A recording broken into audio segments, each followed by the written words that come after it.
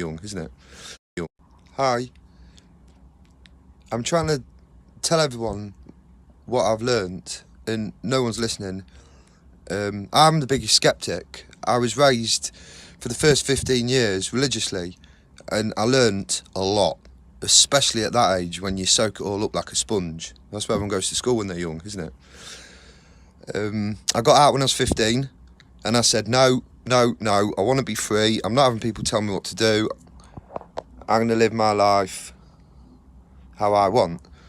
But now it's 25 years later, and I'm 40 years old. Oh my goodness. I'm watching on the news everything play out that I was taught, and it scared the crap out of me. So for the last year and a half, 2 years, I've been researching, I've been using everything I was taught, and it's real. Believe it or not, like it or not, the Bible's real. The stories in the Bible are real. They can even be backed up by history and archaeology. Ron Wyatt did a lot. He found what we 95% suspect to be Noah's Ark. He's found a lot of things and a lot of proof that backs up what he's saying. It is absolutely insane. You need to pay attention. This is real. This is happening. I didn't want it to happen. No one did, but it is happening. And it's like World War II. There's no in between. There's no Switzerland. Or was it Sweden? One of the two. Sweden, I think. Sorry. There's no neutral. Hitler wanted to invade Britain, and Churchill wanted to stop him. Everyone in Britain had to take a side. It's exactly the same now. Whether we like it or not, we are at war, spiritually, with all the bad things and evilness that's everywhere, offering us positive, immediate satisfaction, but long term, it doesn't lead to anything. A bit like sleeping around. It's great when you're doing it, but then you go down the clinic and you find out you've got an STD. Then you have to contact all your other partners, and it turns from something amazing into something absolutely tragic. Anyway, you've listened enough to me. Please listen to some nice music. I've put a lot of pictures on because I want to show people my future outlook, my positive future outlook, and what keeps me going, even though I do struggle. So, anyway, thank you. Please check out the bottom of my profile, Craig Carter, on Facebook. There's 21 pages. I've written everything in layman's terms because I know people find it hard to understand the Bible, but if I can understand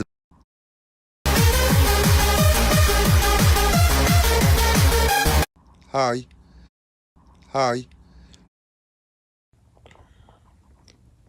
So this is an extra part. A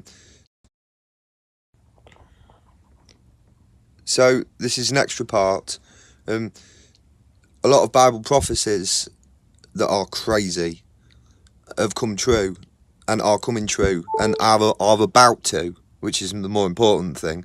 The ones that are about to come true are the more serious ones, the ones that really mean something. The ones that have already happened in the last few years are rivers have turned blood red, which was a prophecy, and they have done. Scientists think it's algae, or food colouring that's seeped into the water through a factory or something. But if you YouTube it, you'll see there's a lot of red in a lot of river. Anyway, it's rained fish, frogs and spiders and worms. There was 2 plagues of locusts in America recently. 2 species normally hibernate and come out at different times. However, they came out simultaneously for the first time this year in America, or last year. What else? Oh, the River Euphrates. The River Euphrates in the Bible has always been there, and it has always been flowing, and it has been a main river. The prophecy is when it dries up, something will be released from the abyss beneath it, and that's going to be the beginning of the end.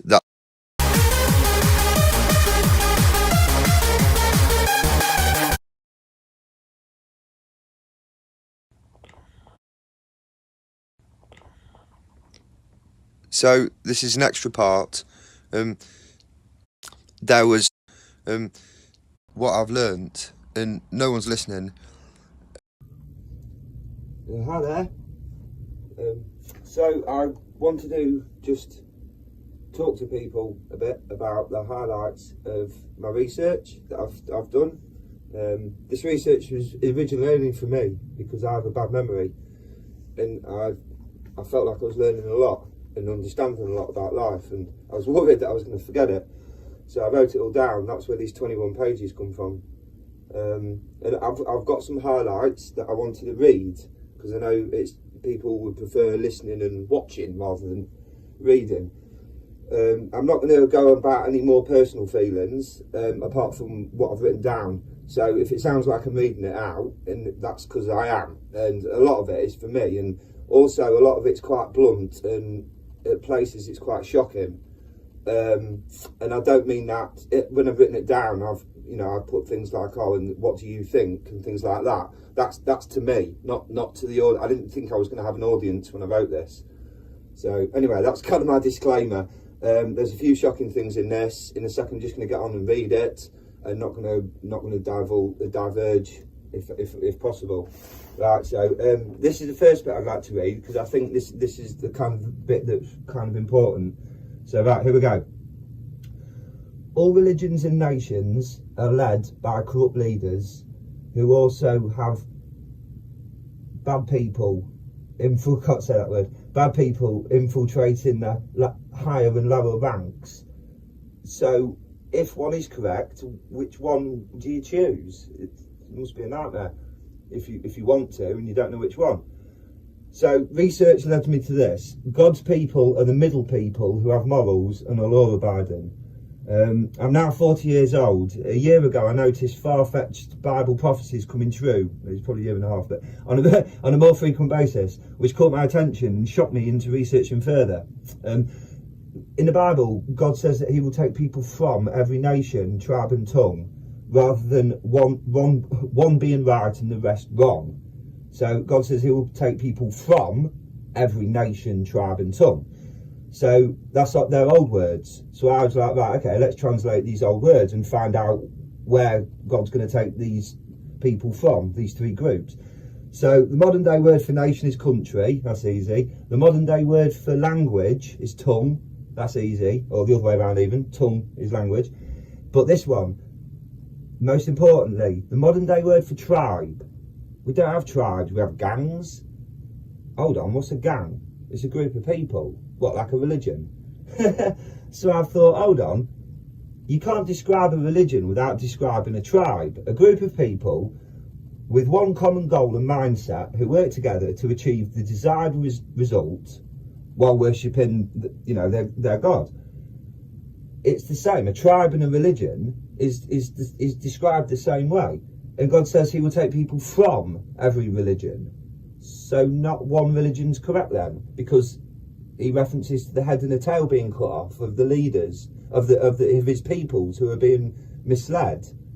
So the head and the tail is the people at the bottom ranks, isn't it, who are trying to take advantage and prey on the people who are just trying to do the right thing. And then you've got the people at the top who are, I don't know, taking the money and the glory and stuff like that, and using it for their own personal gain, not passing on the glory, which we'll get to, which is a big issue.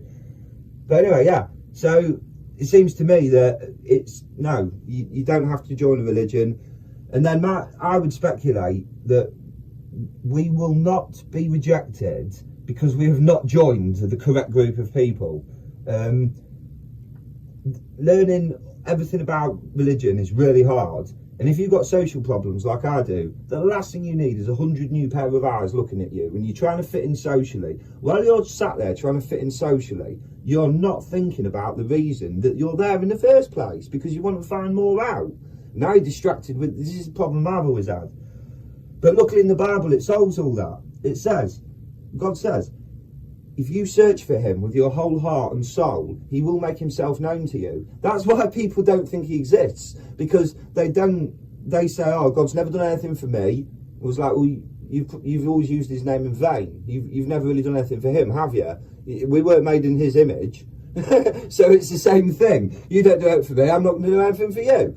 And until you do something for me, it's only then I'm going to help you, which is pray to God, read the Bible, look for him with your whole heart and soul, try to abide to his standards. And the funny thing about his standards are, I've been doing that, and they actually work out for you, but for the better. Which is, at first you thought, oh, stopping this must be, I can't believe I'm doing this. But then you stop doing it and you start realising these little benefits that you never thought of. But anyway, so that's my little born speculation bit. That's my modern speculation bit. That come up to me a couple of days ago. Anyway, so this is the meat and potatoes. I'm not going to divulge, and I'm just going to get straight into it right now. So this is my research. This is for me. I'm not preaching to anyone. I don't think anyone should agree with me.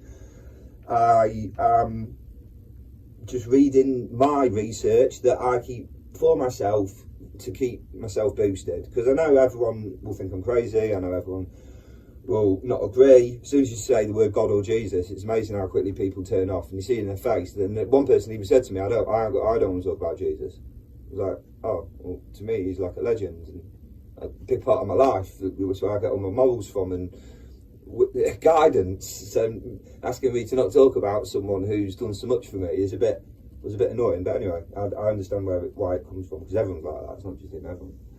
So, anyway, research has led me to this conclusion. Warning: please be aware the following information is not. I'm not great at reading, so yeah, excuse me. But the following information is not for the faint of heart, as it deals with strong topics that have dire consequences. I've had a long time to come to terms with the gravity of the situation, as originally it was overwhelming and took some time to sink in. I would not expect anybody to accept it immediately, but please think about it, as it explains the reason for our current existence and predicament. This is the way I understand things to be. These things give me strength, give me comfort and strength to carry on through this tough, dangerous world. I've attempted to describe clearly all the information I inadvertently learnt as a child growing up, combined with further recent research, logical analysis, and comparison. This bit, it sounds a bit patronising, but I'm not being patronising. I'm not. I'm just trying to get the point across, the gap of intelligence between one thing and another. Right, anyway. Disclaimer on a disclaimer.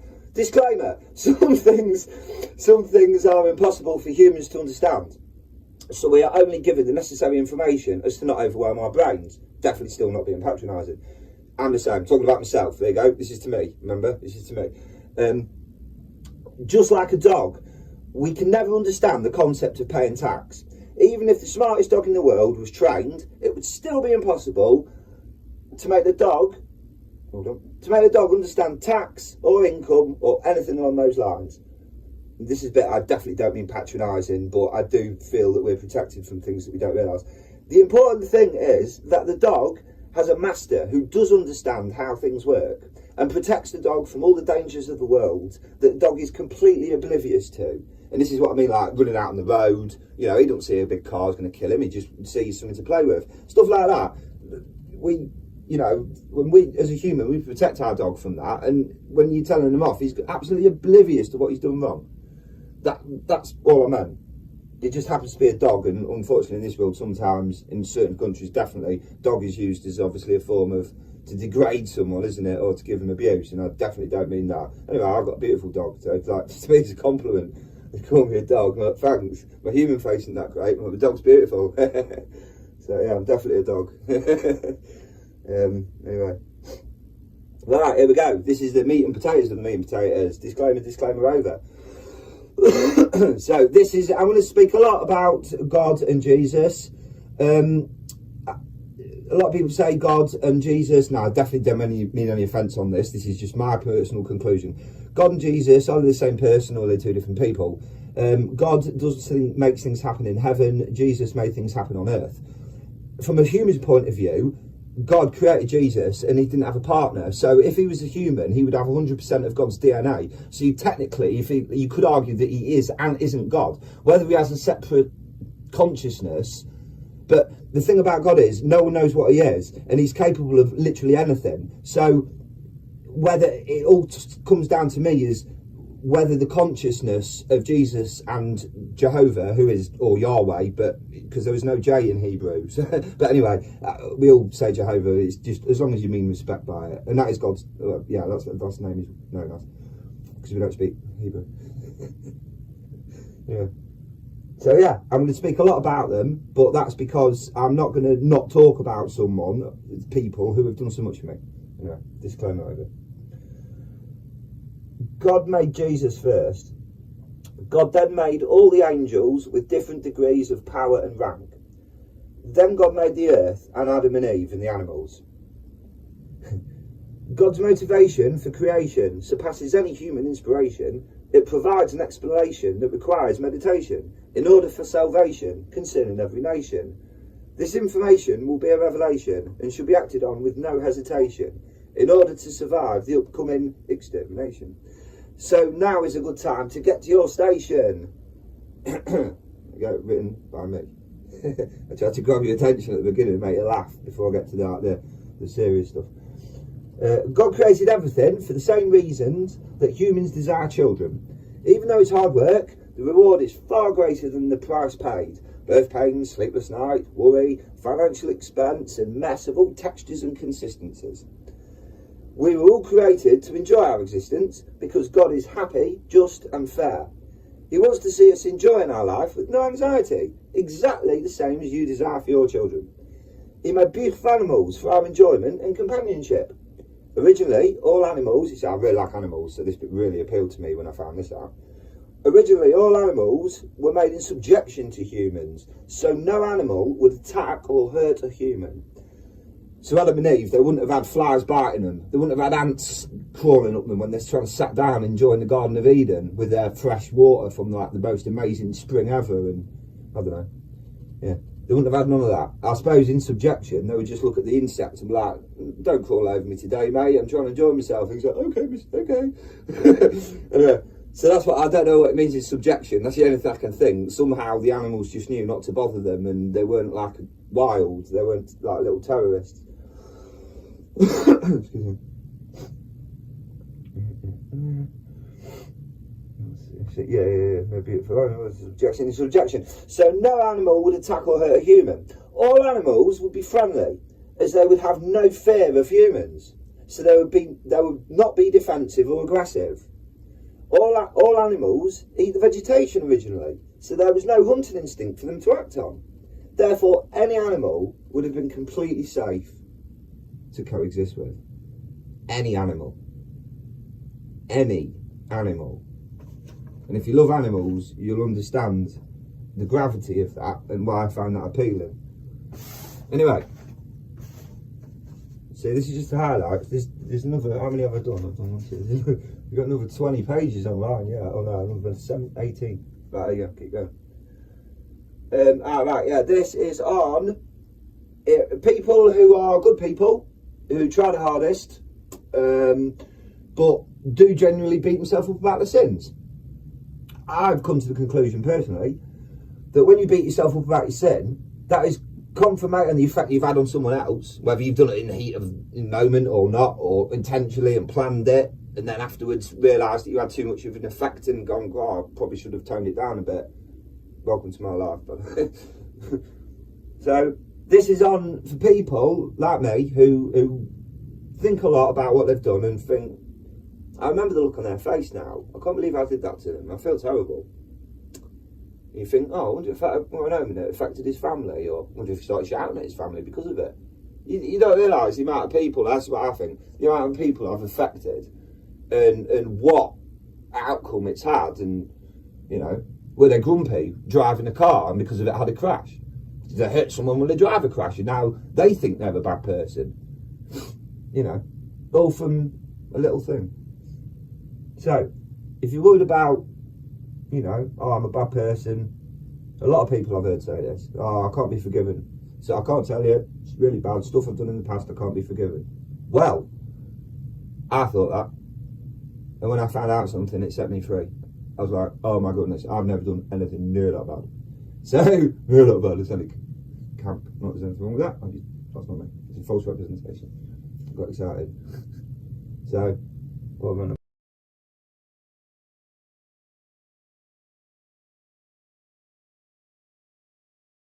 Oh yeah, it was a king in the Bible, Manasseh. He was a king, so he did what he wanted. And in his army there was a dude, and this dude had a beautiful wife. And this King Manasseh's like, I want that woman. I want that woman. I want her to make a number, 58 or whatever. They would have loads of wives. You would have thought they'd just stick at 7, wouldn't you? Because if you ignore a woman, I'm guessing, for more than 7 days, she's gone. Anyway. So he wanted this dude's wife. And he put him at the front of his army at a battle. And he said to these other people, oh, withdraw at the last minute. So they did, and this dude was killed, you know. As you can imagine, first person hitting an army, he's not going to survive, is he? And Manasseh, I think it was Manasseh, I really hope it was, I hope I'm getting this right. Yeah, I know, it's just the king's name, everything else I'm getting right, it's just little things, I'm sure it's Manasseh. Yeah. And he got the bloke's wife, married her, obviously she was happy to, I don't know, they didn't really say, it's just like, yeah, he took his wife. And this was really bad. And up until then, God, Jehovah, because I'm not disrespectful, he had been blessing him. He helped him win in battles to protect the people, because they had to battle. There was no police, no law. That's why God's rule back then was really important, because if you was in a community that didn't have, no one's got the police, no one's got anyone to call, okay? If you was in a community and people were not following God's rules, don't steal from your neighbour, you don't have affairs, you don't do the R word, you don't do the P word, you don't, if you're living in a community where stuff like that is just acceptable, then you can't live in that community. How are you supposed to raise a family when there's no one telling these people they can't do things like that? So that's why back then things were so much different. It's hard to get your head around how different things were. Like, here's a good example, how nasty things were. You think today's brutal. Oh my goodness. You found out, right, Jehovah, I think it was King Solomon, or something like that, one of his offspring, but yeah, it's along them lines. He delivered everything to him. He gave him the greatest kingdom in the world, and he did everything. And Solomon's like, I'm so grateful. He goes, this is the bit. He goes, I'm so grateful. I'm going to slaughter, because that's how they used to do things. He'd slaughter an animal, burn it, not the meat, not eat it, sacrifice it to Jehovah as a way of saying thank you. And Jehovah likes this. So this is not hard to get your head around, but. And it took five days or something like that. Anyway, it's 5,000, was it? I'm getting my fives mixed up. It might have been, I don't know, it's 5,000 cattle. So I was estimating, 100 a day, 5 days. So let's say 100 a day, 5,000 cattle, 5 days. That is a lot of blood. That is a lot of slaughter. And that is a lot of, and all that is to praise. Instead of like, we go out and get them a box of chocolates and get them some beers, they march a load of cattle up to the mountain. That's how an example of how different things were, and that's why it's hard to get your head around. The best tip to, if you want to read the Bible, everyone says the Bible repeats itself. Yeah, it does, and I found out why. They didn't have exclamation marks. No one could emphasise anything. The way they used to emphasise things was they would repeat it a maximum of 3 times. That's why stuff's repeated, but if you'll notice, they repeat it in a slightly different way. So that's why you think, oh, I've read this, but I haven't. And that's why I think it tends to messes people's heads up a bit, because you're like, hold on, I've just read this bit, now it's telling me again. And you think, well, there's so much to learn, why are you telling me twice? That used to kind of almost get my back up a bit. And then I found out, oh, right, that's how it was written. Oh, but no, he told me that, I'll probably put up with it. So that once you find out why, you start to go, oh, well, that makes sense then. And the things that they were, banging on about 3 times. After the 3rd time, you're like, yeah, can you just move on from this? I want to find out something else. You find out that's why. Anyway, talking about banging on a bit. Right. So if you feel bad and you feel sinful, it's good that you beat yourself up about it, because people sin who are bad and they don't care. They don't care about what they've done, but you do. So your guilt is your salvation, because do you know what? Here's another important thing. When Jesus is coming, he's coming for people who fit two categories, and two categories only. You've got to be a sinner, and you've got to be repentant, i.e. very sorry, and I really am sorry. You can check my heart, check my brain while I'm saying this to you, Jehovah God, in prayer. You know, because he can, he created you. But like a drone, man creates a drone, right? He designs a blueprint, he puts everything in it, puts a camera in it, not far away, in it.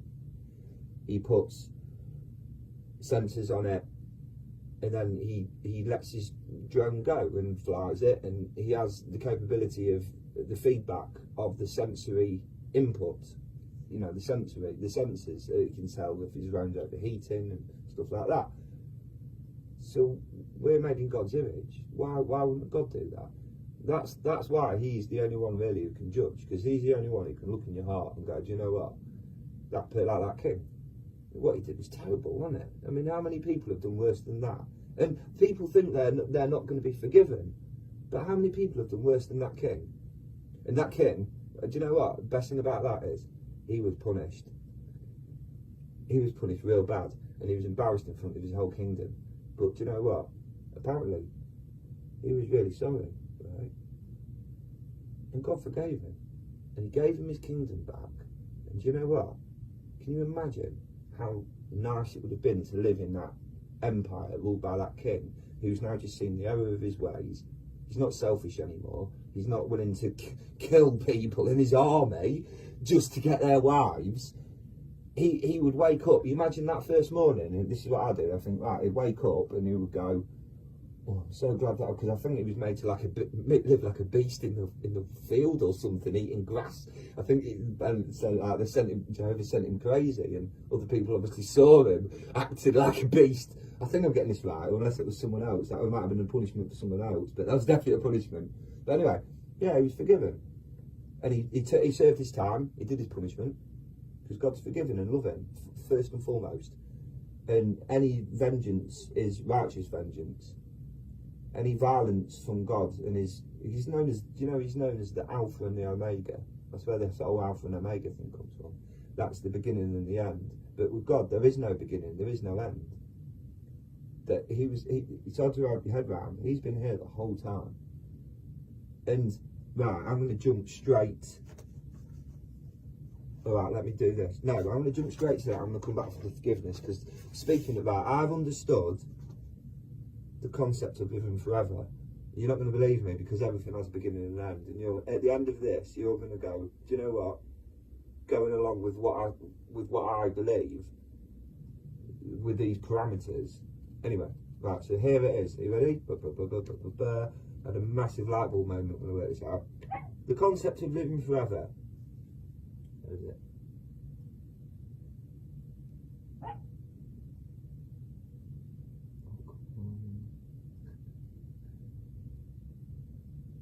Right, sorry.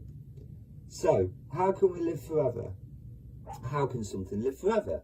Everything has a start and a finish, a beginning and an end. What? Well, I don't look at it like that, as I know, and I see it from a different angle. So, God will wipe out every tear from our eye, and death will be no more. Neither will pain nor suffering. Which is basically everything bad. All these things have passed away. So I ask you, what are the catalysts that stop us from living? I came up with 9 scenarios / catalysts for the prevention of life continuing, because that's the only thing that stops us living forever. Something stops our life, and I know it sounds obvious, but this is my thought pattern.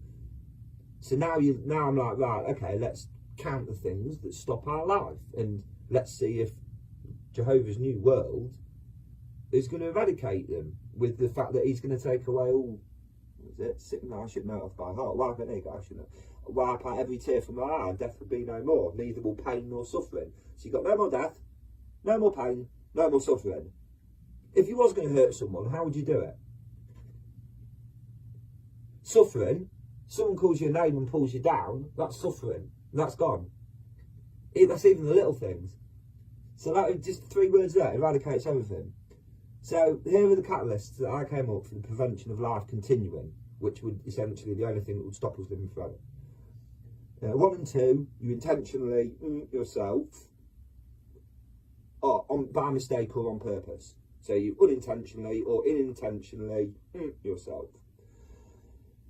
Someone else intentionally or unintentionally to you. Okay? So you've done it to yourself on purpose or mistake, or someone else has done it to you on purpose or mistake, and you're now dead. You get a disease and it kills your body. Old age kills you. An animal kills you. A natural disaster kills you. Or you die from lack of food and water. I haven't quite put this right. From lack of food and water because of living in a third world country or being stranded at sea or the wilderness. That sort of thing. Dehydration? I couldn't think of the right word to describe it, so I had to put a whole sentence. So they're the 9 things. I couldn't think of anything else that would stop us from living. So instead of looking at life as a journey from beginning to end, take the most common advice that anyone gives you when you've got a huge journey ahead or a huge picture to draw. With a picture, just take 1 square at a time. With the journey, just take 1 day at a time, and that does work. When I've had mental health problems, I literally just get through today. If you want to have an extra energy drink, do it. It's little things. Get through today. Sort out. Don't worry about tomorrow. You can figure that out in the morning. It is. Sometimes it is. You know what it's like when things have been really bad. You are living day to day. That's where that expression comes from. I believe the concept of living forever applies the same logic. So, thinking caps on. Close your eyes, look into the distance, try and imagine this. Every day we will wake up and that day will be better than the last. All the catalysts that prevent life from carrying on, God will have removed. So now, look at it this way. Every day you wake up and you're perfect. So you don't make mistakes. You don't trip over and stub your toe. You don't fall off a cliff. You don't drive your car into a wall. No, you'd have a car and put that because you probably, I don't know what we'll do. Nothing accidentally negative happens because we won't make mistakes. And that rules out a lot straight away. Nobody kills you because there's no wicked people in the world. You're not suicidal because every day is better than the last. Oh, you're going to hate me. I have to remember it. You're not suicidal because every day is better than the last. So now we're looking at it this way, as just 1 day being after the other, with no one harming us. We're not harming ourselves. Nothing from nature's harming us, because all the animals are friendly, and we'll have nice weather. We won't need, we won't need coat. We'll have nice weather. Remember, this world is the crap version of the world that was originally here. If you like Red Dwarf, you've seen that episode where they find a machine that replicates things, but it makes a good and a bad version. That's exactly the same, but take the middle thing out. The way I see it is, you start off with a lovely, perfect world, like that Red Dwarf. Everything was perfect on there. The roses, the strawberries were amazing. Everything was divine. This music's divine. They say divine, it made him use a word like that. And so that's what I see it as. So anything that's good in this world is really bad in the one we're going to be going to. So yeah, that's a nice thought. I've lost my train of thought. Sorry, it's my BPD. I forget what I'm saying. That's why I have to write everything down. But anyway, so I'm not going to leave it there. Last one, forgiveness. So if you beat yourself up,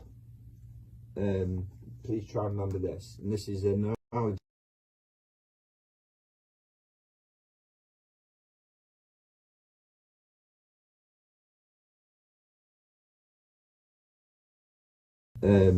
Please try and remember this. And this is an analogy that Jesus gave.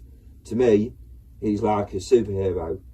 Do you know the description of Jesus is... I was going to get AI to draw it, because I'm not very good at drawing. I can collage, but not draw.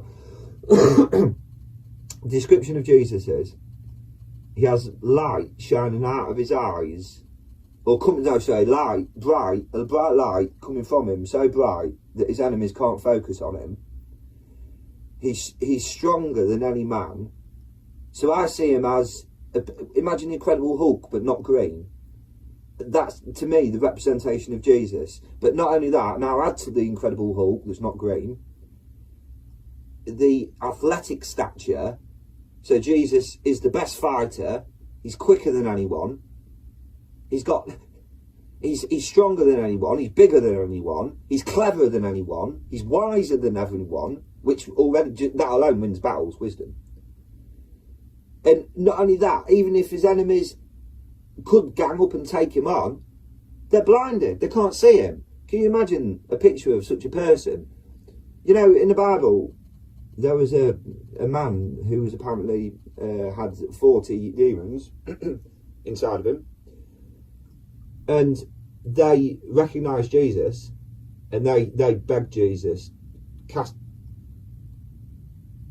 not going to put this on for kids. Cast us out, because it says they were possessed. But cast us out into this flock of pigs, or no, don't kill us. Sorry, that's the outcome. He said, don't kill us. And they were begging Jesus not to kill them because they recognised how powerful he was.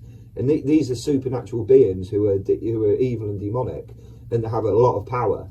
And they were begging Jesus, please do not kill us, because they straight away they saw him, and basically they crapped their pants, mate, because they knew they'd been antagonising this dude for a long time, and now he's here, and they absolutely crapped it. I don't think they expected to see him on earth, because they were cast down, weren't they, at the beginning? I didn't read the beginning stuff.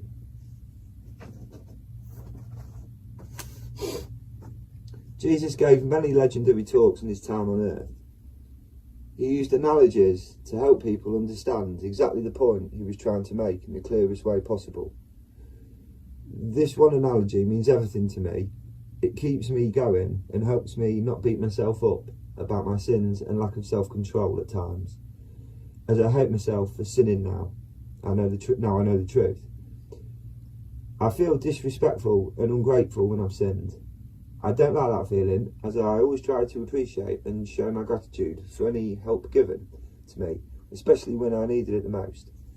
As a result, I used to think I'm doomed because I can't stop breaking the rules I voluntarily asked to be conditioned to, as to receive the reward. But this analogy clears all that up. Now I am apologetic for my sins and genuinely regret them, but now I move on and don't dwell on them too much, even though I do feel bad for them, which is my salvation and my punishment at the same time. So the only reason people punish you is because they have an invested interest in you. It's when people say to you, do you know what, I'm washing my hands of you, get away from me. That's when you need to worry. When someone's going to you, right, you need to pull your socks up, I try not to take offence, and I go, do you know what, that person, they don't have to waste their time coming and telling me to improve my life. They could just carry on with their own life, but they're not. For some reason, they're over here, you know, and I know these people that I'm referring to, they're not nasty people, they're very nice people. So when very nice people come to you and tell you need to pull your socks up, it's probably time to listen to them, isn't it? This is the way I think. So I always try and change. I'm not saying anyone else should. This is me, not anyone else. This is just me. I would say no nasty comments, but I'll turn comments off because I'm too scared. Anyway, I used to think, yeah, I would have thought that. But this analogy clears all that up. Now I'm apologetic for my sins and genuinely regret them, but then I move on. Yeah, I've said that. I didn't move on, did I? The more I think about my sins, the more I'm tempted to sin again. It's like a recurring thought, and then the second thought, go on, do it. You're like, no, why was I thinking about it? So I went mad then. When I'm thinking about sin, or even the prevention of sin, I'm not thinking about God, which is the Antichrist, in my belief. The Antichrist, which is anything that's the opposite to what we should be thinking about, is anything that takes you away from the thinking or believing in what truly matters. So distractions. So Jesus, amazing analogy was this. A field of wheat is planted, seeded by a farmer. However, a bitter, deceitful destroyer comes along and contaminates the ground with a particularly intrusive weed placed with the wheat seeds. Weed, yeah, they're called two similar things. This weed is a particularly nasty weed, as it smothers any other plants around it. It takes the wheat's nutrients from the ground and it grows high enough to smother the top of the wheat. So the wheat receives very little sunlight. Plus, to compound matters, the weed also poses as wheat. As to not be removed, it disguises itself as the wheat and intertwines its roots with the wheat roots. So can you picture that? Anyway. I look to myself. We are the wheat. We are the wheat in that analogy.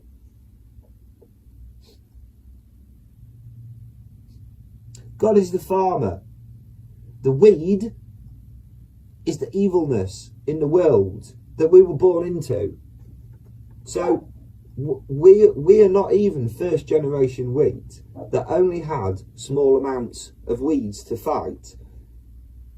We've been born while the weeds are entangling. We've been born into them, then we grow around our roots, and these weeds are the sin.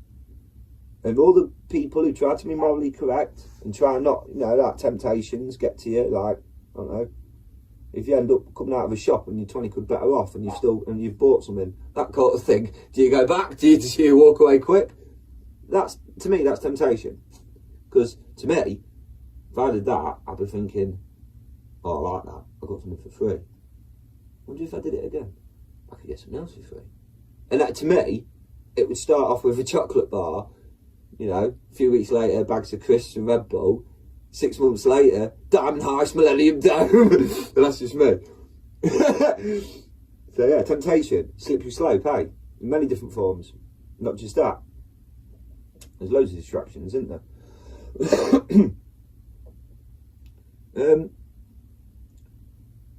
The key point is this. The weed cannot immediately be removed because the wheat, us, the sin, I'll rephrase that, it's better this way. The sin cannot be removed from us because we have grown up in it, consuming it. It's been consuming us and smothering us whilst we've been growing, fighting for any bit of nutrients or sunlight that we can get, i.e. good morals, like, people don't like the S word, but spiritual fighting, trying to keep yourself mental. No, I'm a good person. I'm not going to do that in revenge. I'm not going to do that. Stuff like that. Because it's easier to take revenge than it is not to. Have you noticed that? So much easier. Like, I tell myself, all I have to do is sit here and do nothing. How hard's that? Sit here, do nothing. I can't do it. I just can't do it. I can't do the easiest thing in the world, sit there and do nothing. I mean, how hard's that? Can't do it. Impossible. I have to do something about it. Bad, isn't it? Yeah. So you get the point. I waffle on a bit there on the paper, but yeah. So it's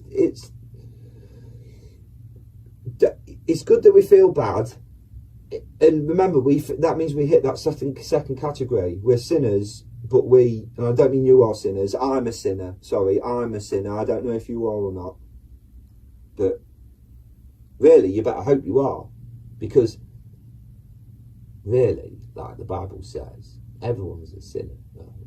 So if you meet someone who tells you that they're not a sinner, that means they're a liar. That means they are a sinner. So anyone who tells you that they're not a sinner is identifying themselves as a sinner.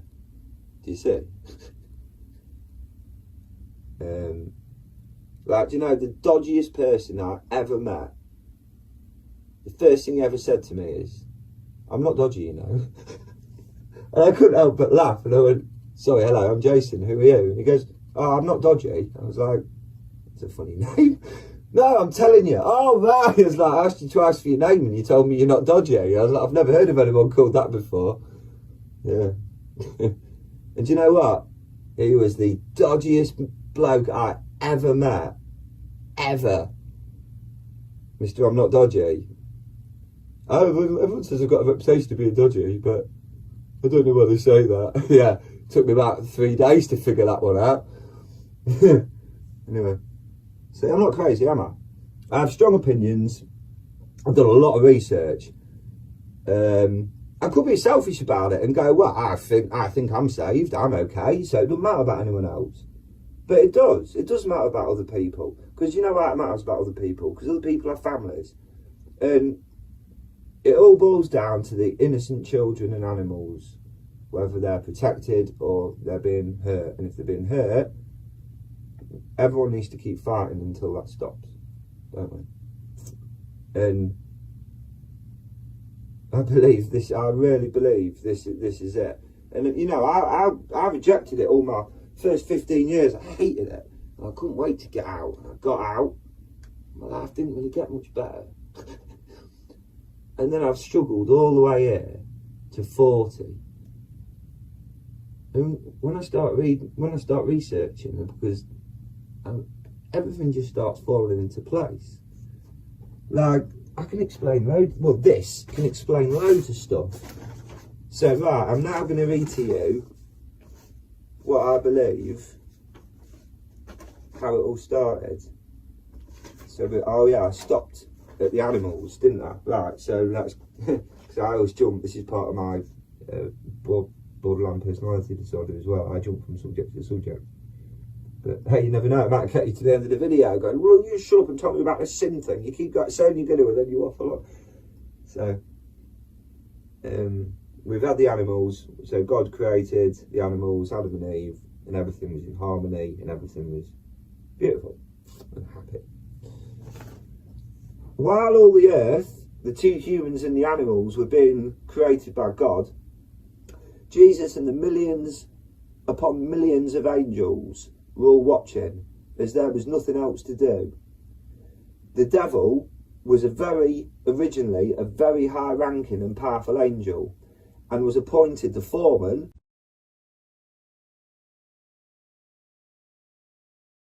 at the animals, didn't I? Right, so that's, because I always jump, this is part of my borderline personality disorder as well. I jump from subject to subject. But hey, you never know, it might get you to the end of the video going, well, you shut up and tell me about the sin thing. You keep saying you're going to, and then you waffle on. So, we've had the animals. So God created the animals, Adam and Eve, and everything was in harmony, and everything was beautiful and happy.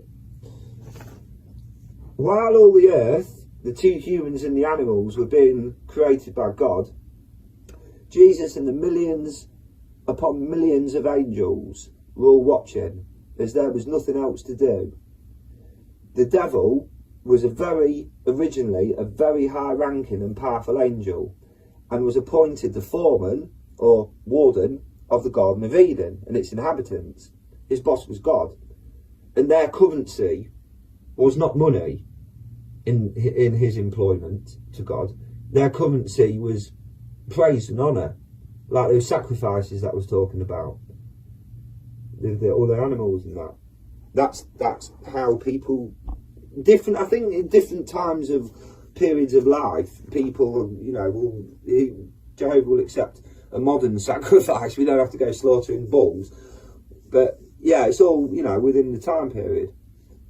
The devil, however, rebelled against God and wanted all the glory and praise for himself. So he's getting all this good stuff from Adam and Eve, going, oh, this is brilliant, thank you, you know, please pass it on. And he's not, he's keeping it. And he's lapping it up, and he's like, yeah, I've done all this, yeah, no worries, I'll do that for you, no worries. And God's watching, because he sees everything. And he's like, hold on, who's this guy here taking credit for everything I've just done? Cheeky, innit? You see it like that. So, the devil, however, rebelled when he was confronted with what he'd done. You know, so he's been brought in the office. The boss has said, right, we know you've been stealing. And instead of going, oh yeah, sorry and all that, please could you not call the police, the devil's gone, right. He's walked into the staff room in front of everyone there. He challenged the boss and said, I can do your job better than you. You see? It was shouted in front of everyone. So, the devil knew he can never be as great or as powerful as God, even though he, amongst his people, you know, he was the high rank. So he made it his mission to destroy everything beautiful that God had created. It's a sheer bitterness. Don't worry about anyone else. You know, you're not happy that you've lost your job. You know, don't worry about our street of houses. Now we've got nowhere to live, and now we're living in crap. As long as you feel happy that you kicked off because you've lost your job. You see, that's how I see it. In front of all the angels and Jesus, staff room thing, he challenged God, rather than ask forgiveness for his insubordination and desiring to receive undeserved praise and glory, therefore attempting to steal it from God. Because of this, the devil and his followers were banished to the earth. Now here's the tricky bit to understand, but I do have an example.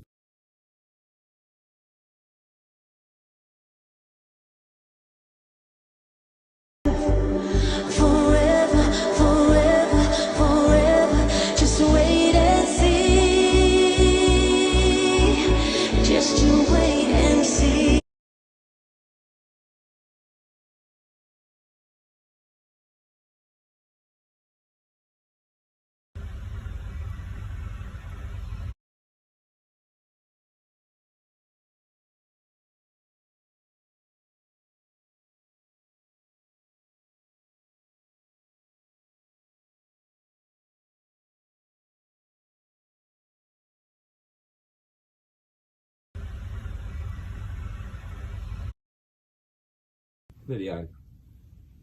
There's a few bits, the highlights of my research that I felt compelled to do when I found things on the news.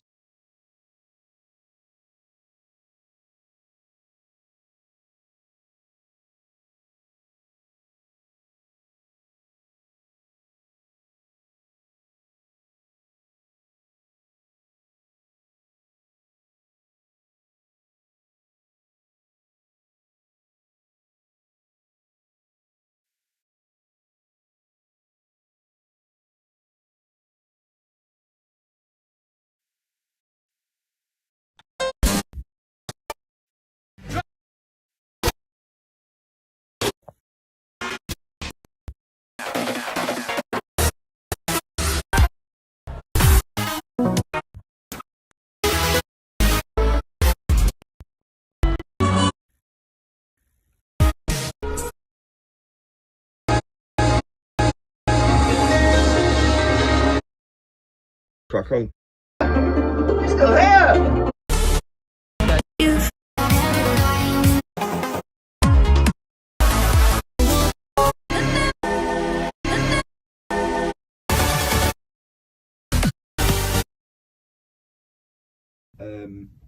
When I found things on the news were matching up to events that I was told would happen during my 15 years as a child, being brought up with a religious background and being told the basics of most Christian religions. I got out, I didn't want to do it. I wanted to do my own thing and it didn't really work out. And I'm 40 now, and I've noticed things on telly because I seem to be very aware of things. I think that's why I have emotional problems with that. I have borderline personality disorder, and I get really emotional about things. It's strange because I'm not thinking about those things, but then suddenly I'll feel really emotional about them because they've just popped in my head out of nowhere. And it's strange, and it'll go just as quick as it's arrived. I'm sure other people with similar issues will understand. But anyway, enough about me. And I was coughing a lot in the last video. I've tried drinking water and doing that la la la la la la la la thing that people try doing, but I just felt like a fake pop star, so I stopped doing it. Or an X Factor or someone. La la la la. Anyway, bye. So this one, it's not going to be heavy. But these are things that made me think twice about everything, because obviously the first idea of it, if this is the first video you're listening to of mine, the whole idea would seem quite far-fetched. But I don't. These are my beliefs, no one else's. I've written out, hold on, I've got notes for a summary. Right, so yeah, this is the last one. I have to go by notes. I've got everything written out because I forget things and my brain will just stop and I won't be able to finish my sentence, which is embarrassing. It sounds like I don't know what I'm talking about, or you know, anyway. So, yeah, disclaimer. So these are only my opinions, no one else's. I don't want anyone to agree with, I'm not looking for anyone to agree with me. I'm not seeking for any positive response. I just want to tell people what I feel like Jeff Goldblum in Independence Day. He's like running around going, look, I found this out. And everyone's going, oh yeah, it sounds convincing, but yeah, we're not really going to do anything about it. And like, to me, this all sounds really convincing. So really, these videos that I've been making are a case of, you know, don't tell me, but, you know, just see what do you think? Hi again. This is my own personal encore to the last video, which I said would be the last video. I just want to read this. It's been bugging me, even though it's on the paperwork. When I did some brainstorming and I realised something. So it's about Bluetooth. I heard years ago that it's been around since the 70s, but it was for military purposes and it was only declassified for public consumption when we got it. When was it? Because on phones you used to I remember passing messages through infrared. Do you remember that? And you had to line the phones up. I used to go to the pub after work. So I was at the bar having a beers, lining the phones up, trying to pass little 5-second videos and stuff like that. Then Bluetooth came around. And I always think about stuff, and I thought, Bluetooth, it makes information pass through thin air from one device to another, doesn't it? And you don't see that information, but whatever Bluetooth is, it's just there in the air. And in the 70s, I'm assuming the military found out about it and utilised it. Because it seems to me you need my black and white thinking, you need an input and output, don't you, for Bluetooth? And if you didn't have the input and output, so say I came up, say we lived in the 60s, or no, we could say the 70s because it's for military purposes. So, you know, say we're kicking it in the 80s, a bit of a disco, a bit of a bop. You spin my world back. So I got that wrong. You spin me round. Anyway, until I wasn't born in the 80s. I'm 90s. I'm 40, so I'm 90s. That's why I'm all trance and things like that. It's my Lynx FM. It's what I grew up listening to. What was on about? Oh no, what was on about? Bluetooth. That's it. I couldn't see it, so I forgot what I was on about. And I'll get to that. Right, so I'm going to get to it. Please, could you help me? As I don't understand things sometimes. I have 3 questions, please. A friend of mine does not believe Bluetooth exists. LOL. My friend is an older person and currently refuses to use anything associated with Bluetooth, as she could not get it to work in the past, and she cannot physically see it when it's working for others, if you see what I'm saying. She says she can't see it and it doesn't work for her, so it must not exist. Even though other people try and tell her to the contrary. I tried to explain to her that you have to use an input device like a phone or a games controller.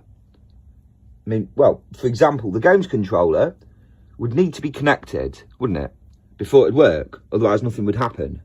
I know you can see where I'm going with this, but it's wait till the end, mate. I really make my point. Well, I think I do anyway. You know, who am I? I think I make my point.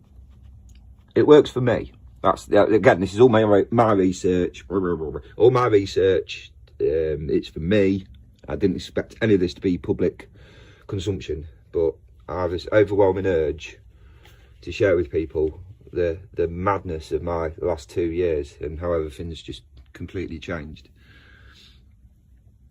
Real quick, because I've got borderline personality disorder, it affects my behaviour and my reactions to things. It doesn't affect my sanity. Yeah, I look crazy when I'm kicking off and I'm reacting. Borderline personality disorder is described by one expert by saying the simplest way of putting it is there's a child and an adult living in the same brain. And when the child comes out, that's when, it's a bit like that film Identity, from what I can guess, but there's like two. That's why it's borderline personality disorder. The guy in the film Identity, he was definitely over the line. And I'm borderline, so I'm touching it with a big toe. Going, go on, whoo, insanity. So, and then I came to the conclusion, I'm not crazy. Because you doubt yourself, you think, is all this too good to be true? You know, is it some sort of massive coincidence? I don't really believe in coincidences, to be honest. And then I thought to myself, I knew someone who went crazy through psychosis, and you could not have a proper conversation with him. You couldn't talk about anything normal, not even for 10 seconds. He could for 10 seconds, and then he would switch back to lasers, football players or holograms, you know. And yeah, that's a different kind of mental illness, I know. But that is one that sends you crazy. And you couldn't have a proper conversation with him. Me and my other friend actually had to take him to the psych ward. And when we got there, we was expecting a battle. And they took one look at him and went, yeah, no worries. And we'll put him in the usual room. So yeah. And then I had an epiphany. I was like, well, hold on. In the last 4 months, I've been wanting to, 5 months, I've been wanting to get my research out. No one's been listening around me. So obviously I sound crazy when I start talking about God and Jesus and how I believe the end's coming, and the end, not just the end of all wickedness, so it's a positive thing. If you're not wicked. If you are, I doubt you're watching my videos about God. With the truth. Yeah. So in the last 4 months, because no one was listening, I've gone away and come up with plan B. I'm going to upload addictive trance music, take out all the interchangeable bits, so the way that I like it. And people have said before, oh, I like your music. And I'm like, oh, thank you. I've never really took much note. I just assume, you know, I'm crap at loads of stuff in life, but I guess I was, born with a natural taste for good trance music. Well, I don't know. I'm probably being big-headed. Maybe because I grew up, and that's why it's my Links FM. That's probably why, because it's just like in me from the beat, the rhythm. But yeah, and I think, oh, do you know what? If I was crazy, I wouldn't have been able to not say anything about God and Jesus, the thing that's burning inside of me that I'm dying to tell people. Yeah, if I was crazy, I'd be that lad. Not every 2 minutes have to say it. I'd be pestering people, be sending them the end is nigh pictures and stuff like that. You know, going down the typical route. But I'm not. And in the last 3 months or 4 months, I'm just saying this. This is a fact. I'll be more than happy to share my analytics for YouTube Studio. I've had 20,000 views. 20,000 people. That's you know, that's not how many times I've clicked on it. That's just 20,000 different people. I think so anyway. I hope so. I prefer it to be like that have clicked on my videos. And to me, that's 20,000 people that might have followed my breadcrumbs that I left, because I didn't want to be in people's face about it. It's still my opinion, and I still don't want anyone to agree with me. I want you to decide for yourself. Be independent. You know, don't think like the crowd. Just think for yourself, because this is a personal thing. At the end of the day, when all that crowd's gone, and there's just you and the main man, I know you think I'm crazy, but I'm not talking about it all the time, am I? I've waited 4 months to talk about this.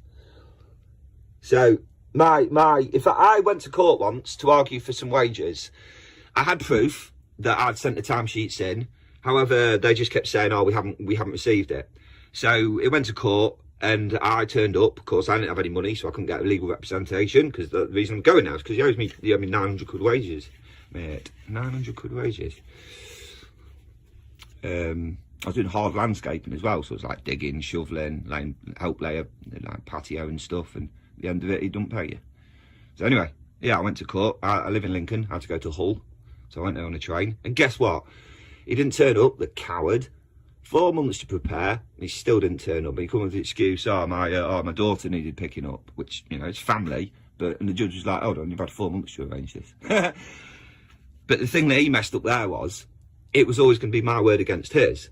But because he didn't turn up, they took my word as well. But nevertheless, I won.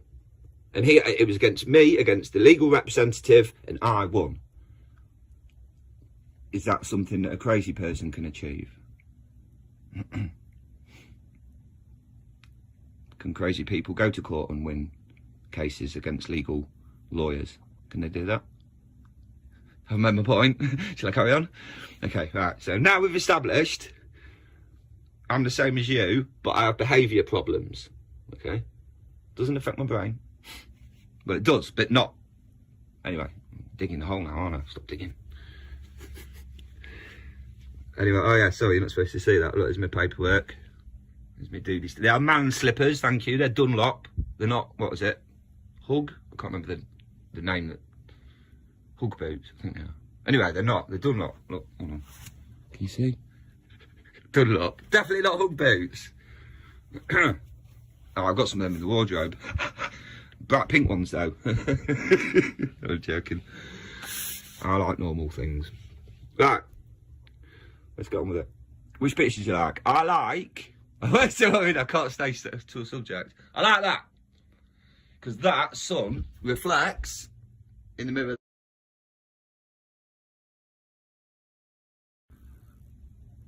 Please could you help me, as I don't understand things sometimes. I have 3 questions, please. A friend of mine does not believe Bluetooth exists.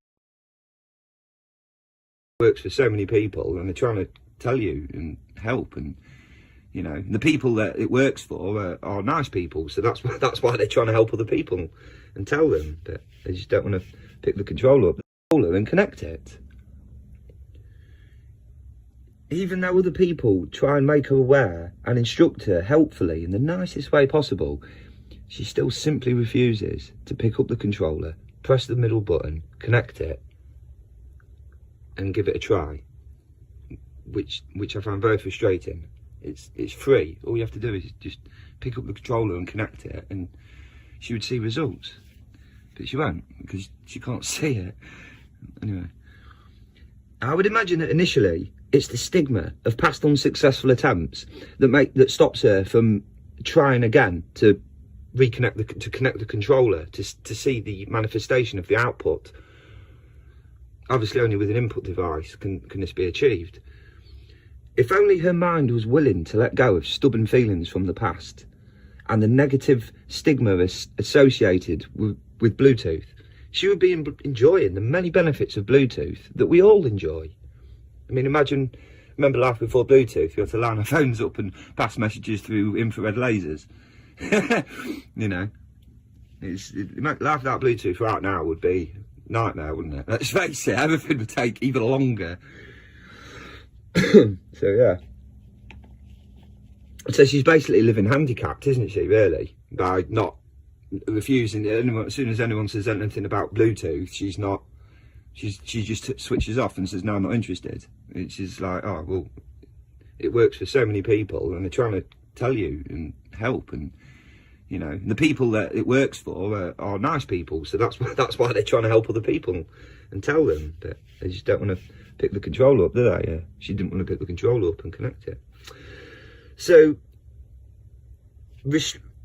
frustratingly though, she only repeats the same thing. She can't see it. She can't physically see Bluetooth connecting and working for other people, and she refuses to pick up the controller herself. She won't listen to anyone. So as a result, she tells me confidently that she does not believe in Bluetooth's existence. even other people are trying to tell her and trying to show her. She's just not listening. She's switched off. How do you get through to someone like that? When you know that you're right, or you believe that you're right. I know you can see where I'm going with this, but I just want you to ponder on it before I finish. Okay, right, here we go. Enough pondering.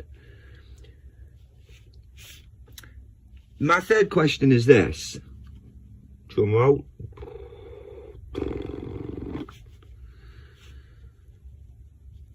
Now, please explain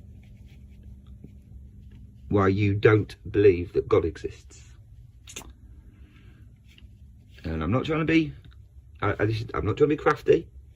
At this point on my page, this is all online on the bottom of my profile page, Craig Carter on Facebook. Now, please replace the word Bluetooth for the word God in the above analogy. I feel it's the same logic. I feel confident. I feel that the above a Bluetooth analogy applies the same principles to people who confidently state that they don't believe in God's existence, while simultaneously refusing to connect to him for proof.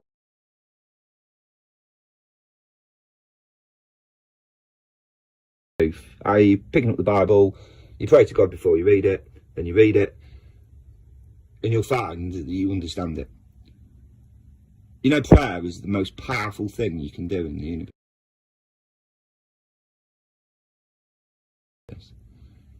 And guess what? It's free.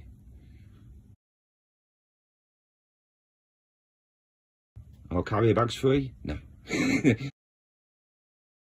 Nothing's free. This is free. So it's a free trial. No charge at the end of the month if you like it. It's a free trial. There's nothing stopping anyone getting hold of the Bible. Any Bible. It's the significance, it's the intent. It doesn't matter if it's a particular Bible, really, does it? As long as it's a Christian Bible. It's the intent. You pray to God, and that's how you connect your controller. And then, just like the PlayStation, you'll see results. And there's so many people out there that agree with me, and they all have different ways of trying to tell people, like this lady in my analogy. I thought of this isn't real, obviously it's an analogy. I just came up with it because for a long time I've thought, isn't Bluetooth weird how it can, and it's been there the whole time. Think about it.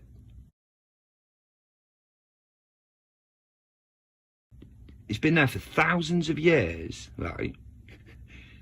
And only in the 1970s did someone find, hey, if we create an input device and we can use this invisible force to manifest our input through thin air and make something over there react.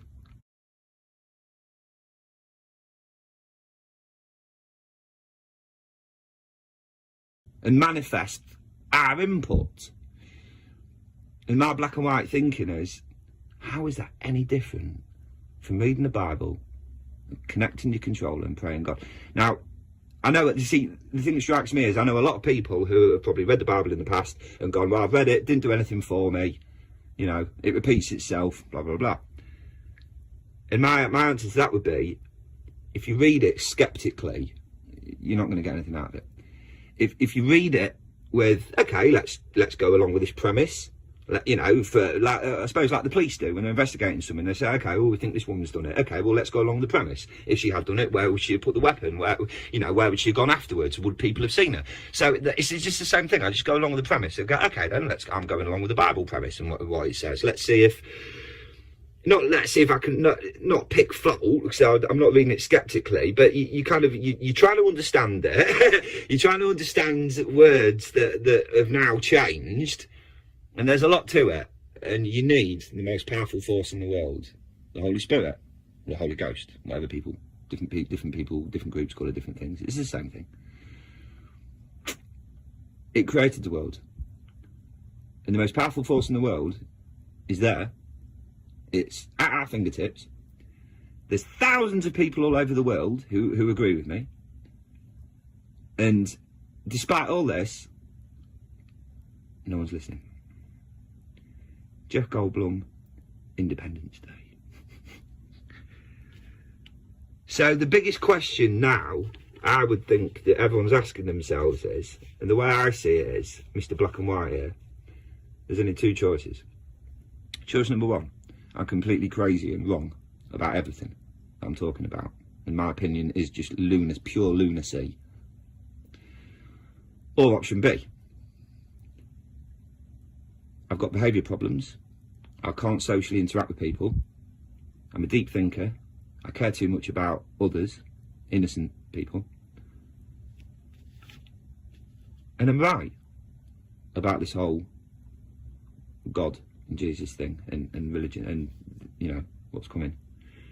So, do you think I'm crazy? Do I sound crazy? Extra long pause there for you to decide.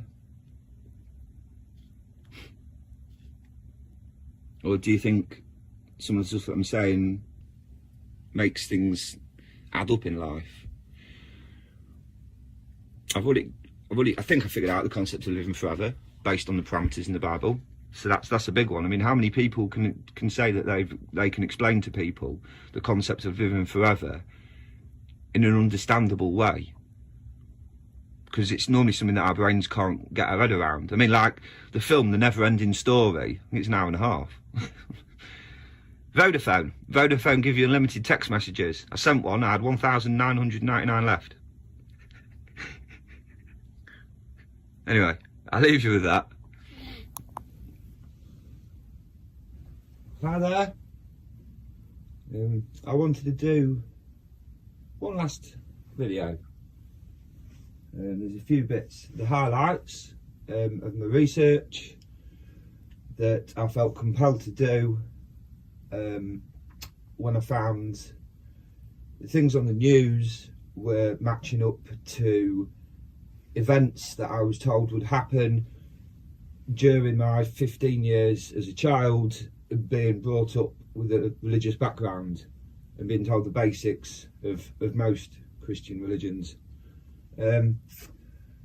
I got out, I didn't want to do it, I wanted to do my own thing and it didn't really work out. And I'm 40 now and I've noticed things on telly because I seem to be very aware of things. I think that's why I have emotional problems with that. I have borderline personality disorder and I get really emotional about things. It's strange because I'm not thinking about those things, but then suddenly I'll feel really emotional about them because they've just popped in my head out of nowhere. And it's strange, and it'll go just as quick as it's arrived. I'm sure other people with similar issues will understand. But anyway, enough about me. I know I was coughing a lot in the last video. I've tried drinking water and doing that la la la la la la la la thing that people try doing.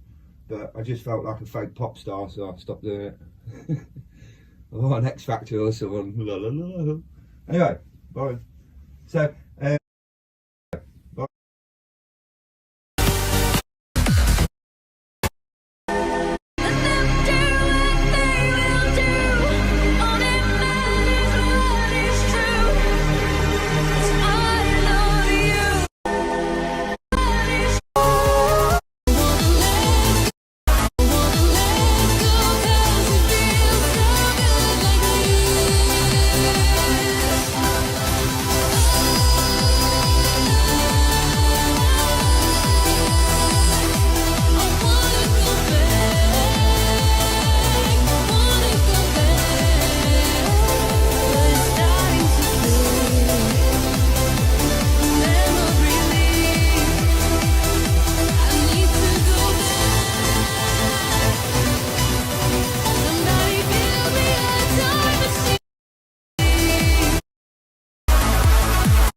Sitting.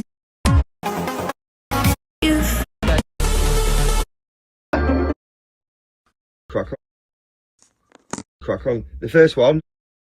Crack on. The first one. Oh, I hope you're doing all right anyway. Thanks for listening. I hope I'm not too annoying. I know I can be annoying.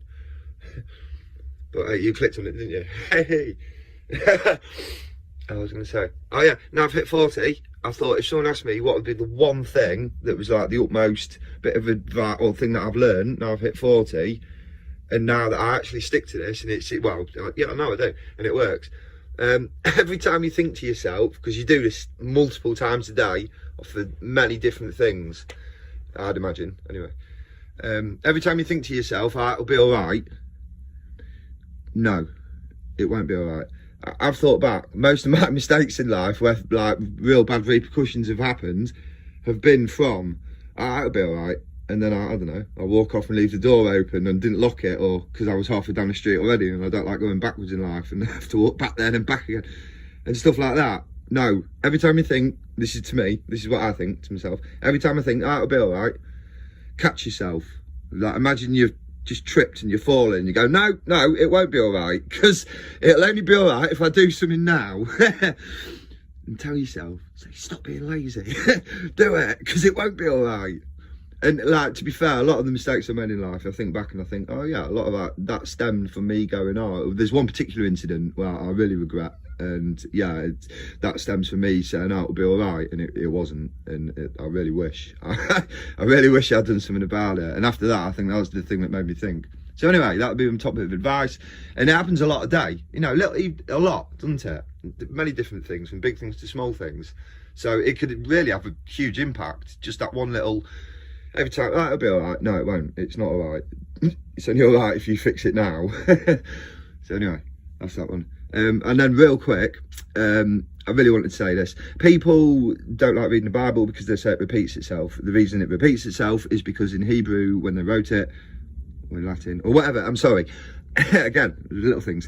When the Bible was written, they didn't have exclamation marks. Like, I'm getting excited. Woo. They didn't have, I do a little tour as I'm doing it. They didn't have exclamation marks. About like, listen, for people who are interested, I know everyone's saying, look, yeah, there's a man there. That is my Lord Jesus Christ. I like to have visual representations to remind me of my future that I believe in. So this is the tree of life. There's a big tree of life. There's a small tree of life, and on top of it is my Lord Jesus Christ. It happened to be that there were 7 lights that fitted around him, which is, obviously that's not him, that's just a visual representation. Obviously, I don't, you know, no one knows what it looked like. So yeah, and then to me, I think the way my mind goes, I go, because this all just came together kind of by accident, the tree of life thing. I only got it for the colours, because I wanted colours and then coloured lights, and obviously that's why you get all this. Look at that, it's cool, isn't it? It looks dirty, but it's not. It's part of the picture. And I keep scrubbing it. It's like, oh yeah, it's not dirt. Anyway, yeah, so the Bible repeats itself. That's why the Bible repeats itself. So the way they used to instead of using exclamation marks, emphasize the way they used to emphasize things was repeating it 3 times.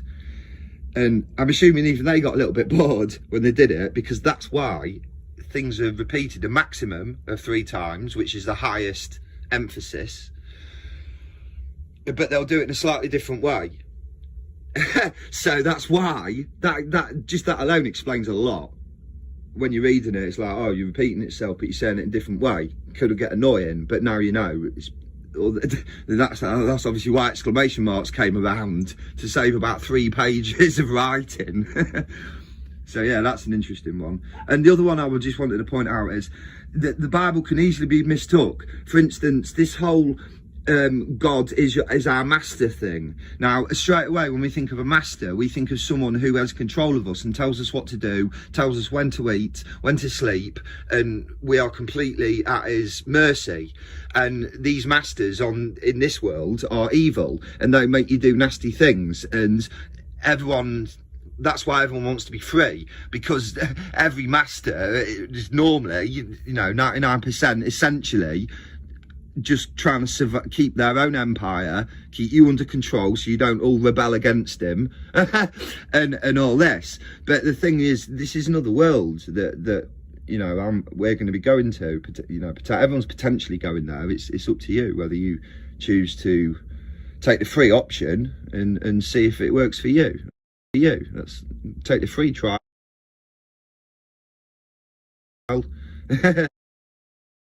And at the end of it, you get a lifetime subscription for free.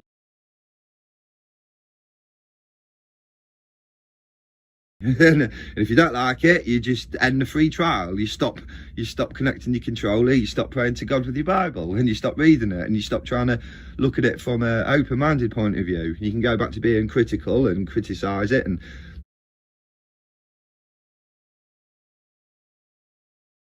slate it to other people, and you'll carry on being bitter.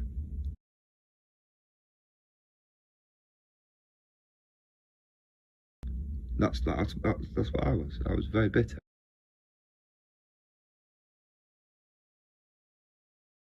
Constantly. Do you know, when I stopped being bitter, I didn't know what to think about. All day at work, I was like, oh, I'm bored. I was actually like Homer Simpson, where he's just going do do do do do. Then look.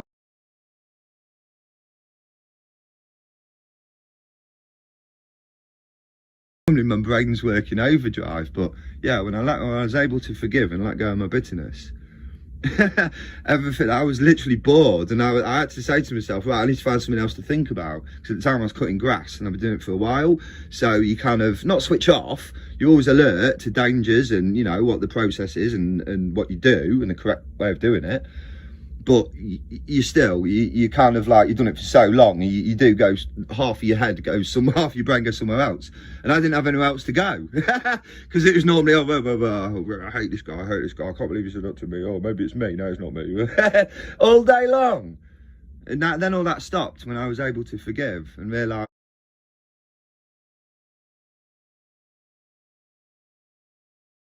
look, learn. So that's my Lord Jesus Christ. He forgave me. I've learned that, you know, he came to earth and he gave everything for everyone. So he did all that for me. Obviously, you know, I'll go along the premise, and after all these years, these 2 years, I do believe the premise now, because it just gets more convincing as you go on. What you're hearing is someone who's convinced at the end of a 2-year run, and even if you was interested, you're only at the beginning of the 2-year run, and everything comes to you bit by bit. It's not all an avalanche. You'll find that things just kind of happen and slide into place. And like, I even found that certain situations in life where I was struggling, like at one point I had family troubles socially, where I felt they were being not great. and you know, I'm trying my hardest with my mental health, and I thought, this is it's not great. And then I was happened to be reading a part in the Bible, and it was like, I was like, hold on, this is kind of mirroring what I'm going through. And do you know, that happened a few times. It seems to be when and this is what I mean, you start to get more coincidences happen, but they're good ones, they're not bad ones. And then that's what I mean. And then you start thinking, like, is this real? How come this has just happened? I'm not used to good things happening. And then you were thinking, right, well, if loads of good things have happened, yeah, something bad's coming. And guess what? It doesn't. And it's so weird. It's so hard to get your head around. And this went on for months. And do you know, the longer it went on, everything was good, the more nervous I got.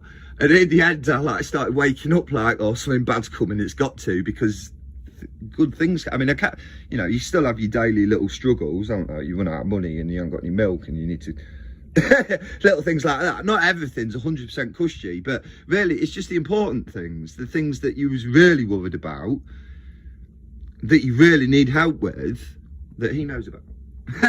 And you get help, and that's because you're putting the effort in. You know, you're trying to connect your controller. But anyway, there's one more thing. Yeah, so when it says in the Bible, there's a bigger misunderstanding that I think could happen potentially. It says, God says, here's your, you know, when you turn yourself over to him, his name and Jesus, our Lord Jesus Christ's name, is imprinted on your forehead. And so you become his property, right? So straight away, a lot of people are going, oh, I don't like this, I like to be independent. But you're looking at it from a slavery master human point of view, you know, or you know, completely evil or selfish.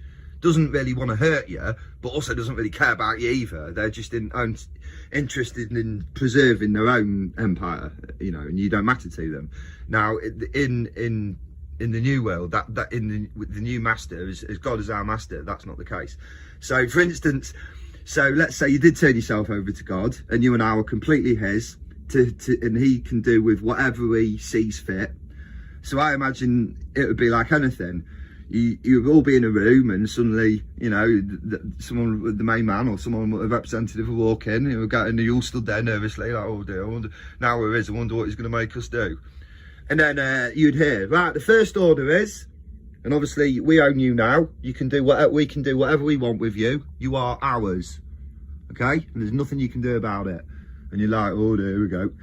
And they go, right, the first order is,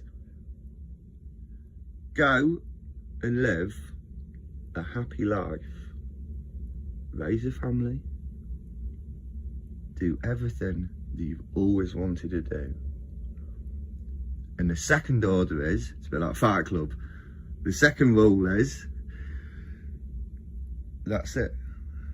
Nothing. There's no more work. You've worked hard through the horrible old world. You've managed to not listen to the crowd and all the people that tell you that you're wrong and you're, you know, crazy. You don't listen to them because you're an independent thinker. You've got through all of that. And I think about all this and I think, look, there's the big tree of life. It's full of colour, and say we're at the bottom. Like, there's so many distractions in life. We can't see up there. Like, that's our goal, and we can't see it. This is just the way I think. And I was like, I didn't do it on purpose. It just kind of fell together. And then I found my faith. I did all this, and then found my faith. That looks cool, doesn't it? Look at that. I'll get close up of that. I've been messing about with the lights. I put one there. I'm coughing again. Put one there. In a different angle. Try and hold it still. Wait till this goes red. There. It'll go red in a sec.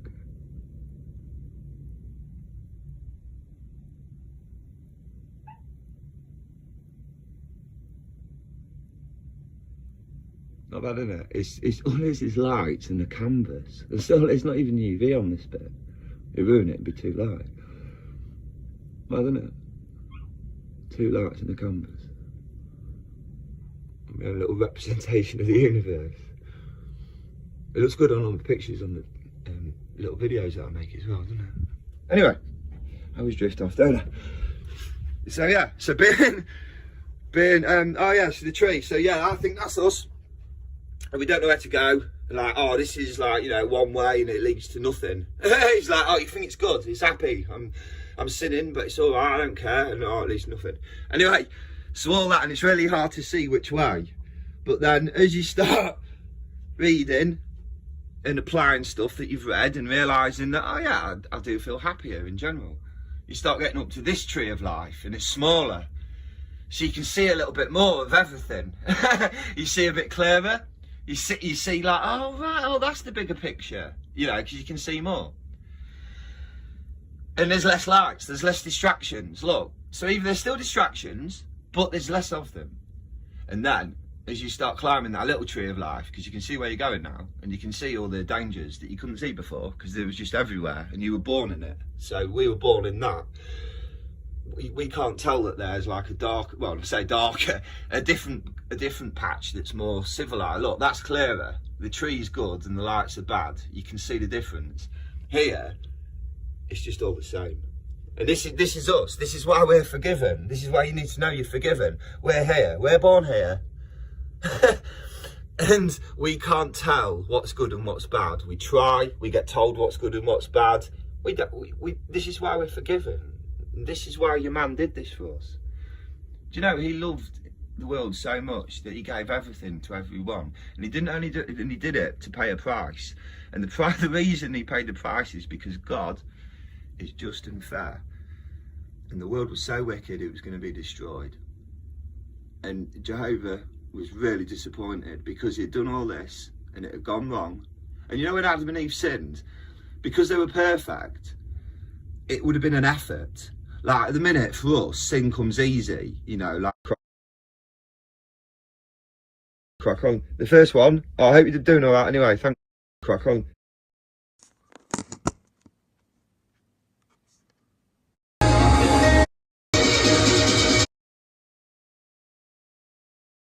Hi again. Real quick. Hi again. Real quick. I just wanted to. I don't know how to say it lightly, but basically the things that made me stand up and pay attention that I saw on the news were that I was taught were prophesied in the Bible, and the things that I've seen on the news that have made me go, hold on a minute, what's going on, and then led to all this research. So these are the things that I would like you to research for yourself and keep an independent mind, not think like the crowd, and also try and trust your instincts, because your instincts is your sixth sense, and you'll often notice in life where you ignore it and things go wrong. Not all the time, but a lot of the time, I think, with me anyway. So I try and listen to my sixth sense. So anyway, so these are the things. They've all been prophesied in the Bible, and they're all happening right now, and a lot of them are unbelievable. So to start off with, the desert will sprout water. It's done that in Saudi Arabia. Out of nowhere, it's just started sprouting water in multiple places as well. And it's flooding. Flooding in the desert. Who would have thought it? Apart from the Bible, who would have thought it? Anyway, what else? Rivers will turn blood red. 3 rivers, to my knowledge so far, have turned blood red. And this is worldwide. This is, sky trumpets will be heard. All over the world there's been a phenomenon for the last 7 years, roughly. 7 years, exactly, 7, yeah. Which is a very important biblical number. It's normally the start and the end of something, the beginning of 7 years and the end of 7 years, which is why I'm making this video now, because it's at the end of 7 years. And these sky trumpets.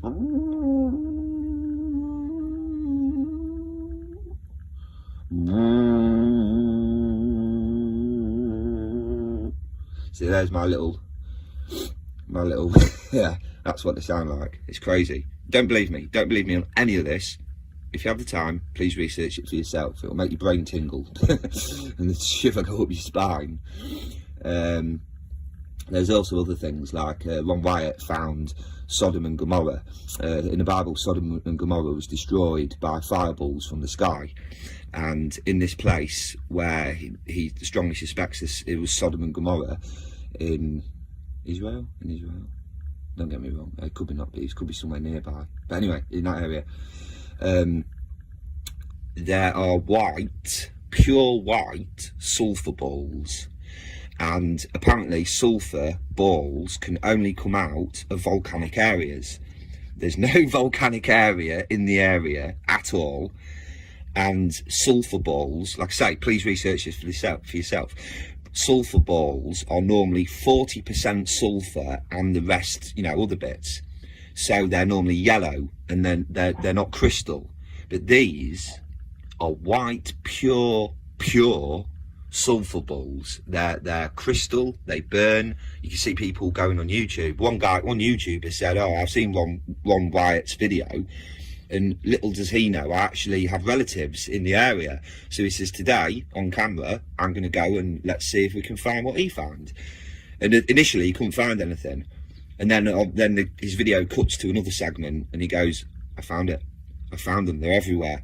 Little white balls of sulphur, and you have to dig them out of the rock. He digs them out of the rock with his little penknife, and he burns them, and straight away they start turning black and yellow like sulphur. And he straight away starts gagging because obviously the sulphur.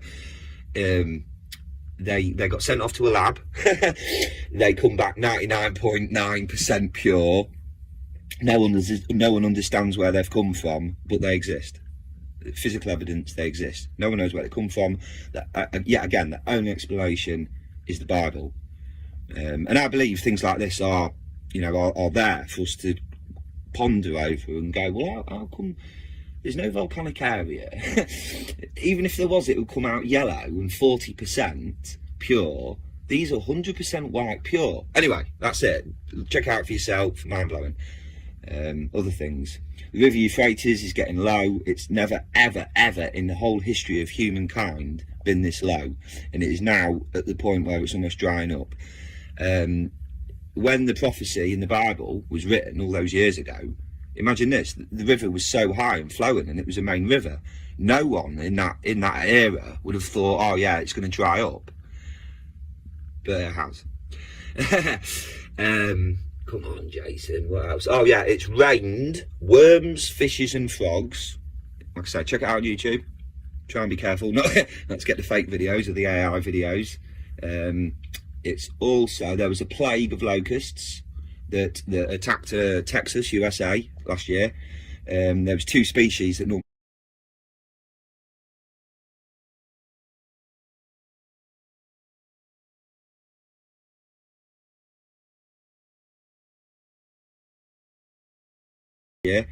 there was 2 species that normally harmonate. I think one comes out every 13 years, one comes out every 17 years or something like that. But this year they all come out at the same time, and the cars were driving down the road and the road was moving like it was pixelated. It is insane. It says in the Bible there will be more, nation will turn against nation and kingdom against kingdom. So I'm assuming nation, the modern day translation is country, and kingdom, that would be like Euro, wouldn't it, or something like that, like a kingdom of a few nations. That's my interpretation.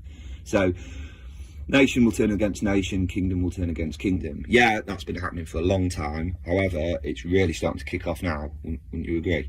There's a lot of nations turning against each other, and I suppose kingdoms, that would be, for instance, 2 nations teaming up, which is what's happening a lot, isn't it? So yeah, and in the Bible it says the king of the north will start all this trouble.